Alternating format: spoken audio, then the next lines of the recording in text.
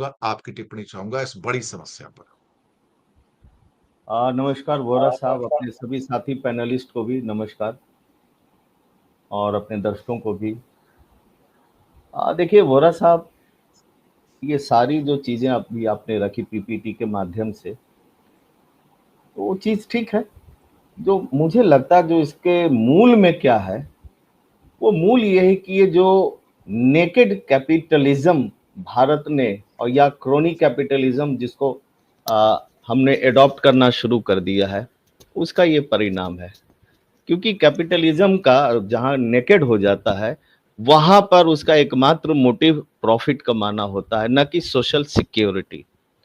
ये जितनी भी चीजें आप देख रहे हैं, और खासतौर से वो जो घटना अभी घटी थी, 270 लोग अभी मारे गए अहमदाबाद में प्लेन क्रैश में, और उसके बाद एकदम से सीरीज आ गई कि आज इस फ्लाइट को रोका गया, इमरजेंसी लैंडिंग हुई, आज फिर हुआ, और उसमें ज्यादातर एयर इंडिया के ही फ्लाइट जो थे वो इसमें शामिल थे।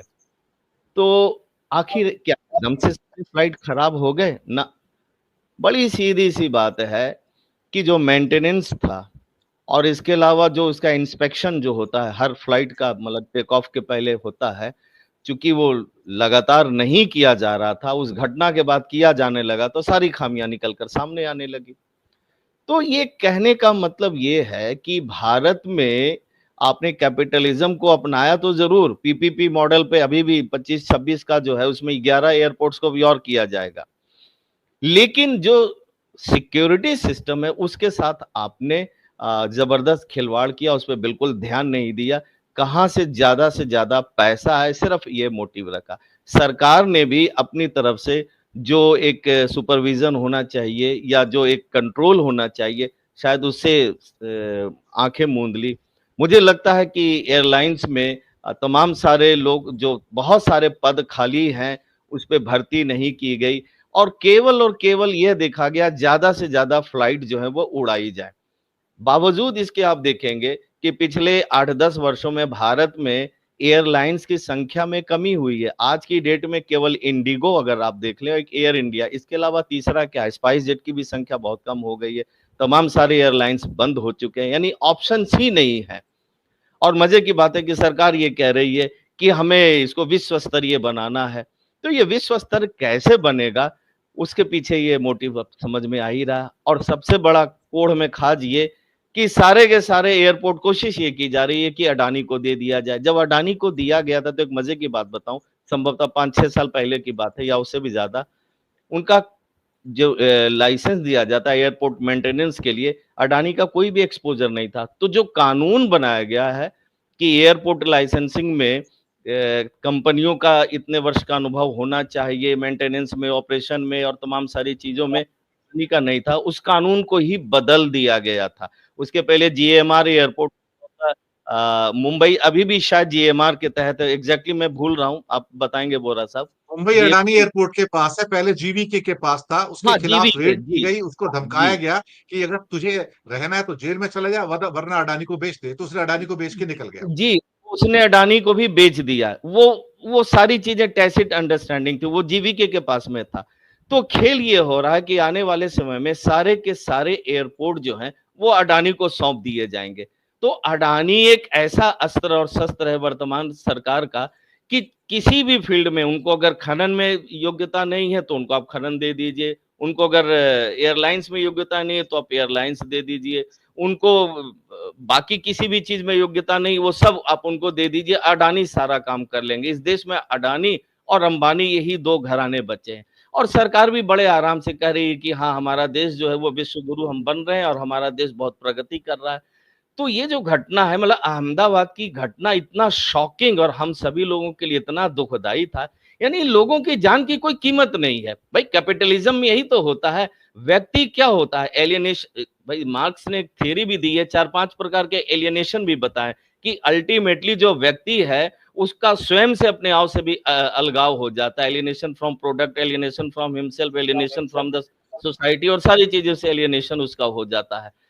वो कुछ कुछ इसी तर्ज पर सरकार चल रही है कि लोगों की क्या कीमत है, भेड़ और बकरी है, मरता है तो मरने दो, क्या फर्क पड़ता है। इसी भाव के साथ प्रॉफिट होना चाहिए, देश तरक्की करना चाहिए, देश के पास क्योंकि जो तर्क दिया गया है कि जो हम 11 एयरपोर्ट बेचेंगे तो उससे सरकार को बहुत सारा रेवेन्यू जनरेट होगा और सरकार देखेगी, ऐसा नहीं कि नहीं इस प्रकार के तर्क दिए जा रहे हैं, कितना पैसा आ जाएगा, जो घाटे के हैं वो हम बेच रहे हैं, उससे हमें बहुत फायदा होगा, कमाल की बात है। इस प्रकार के ये तर्क दिए जा रहे हैं और एयरपोर्ट इस प्रकार से चलाए जा रहे हैं।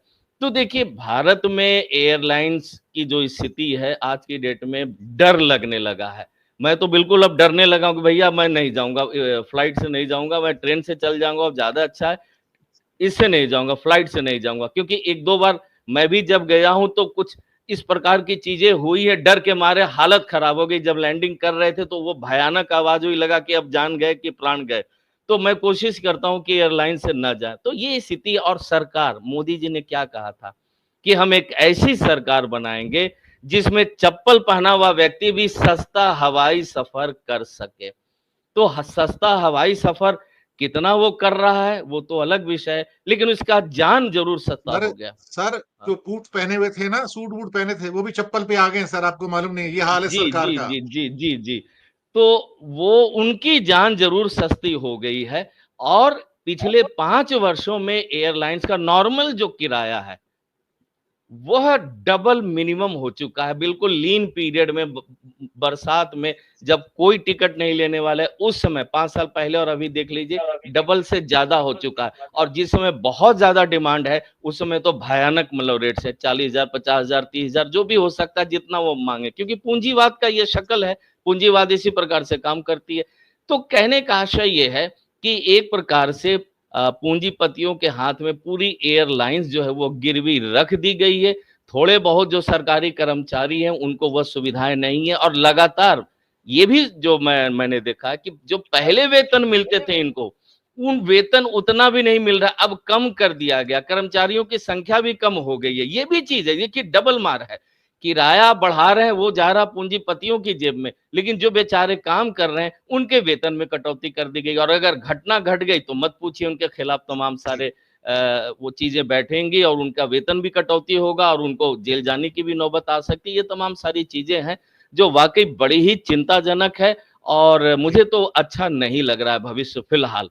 जी।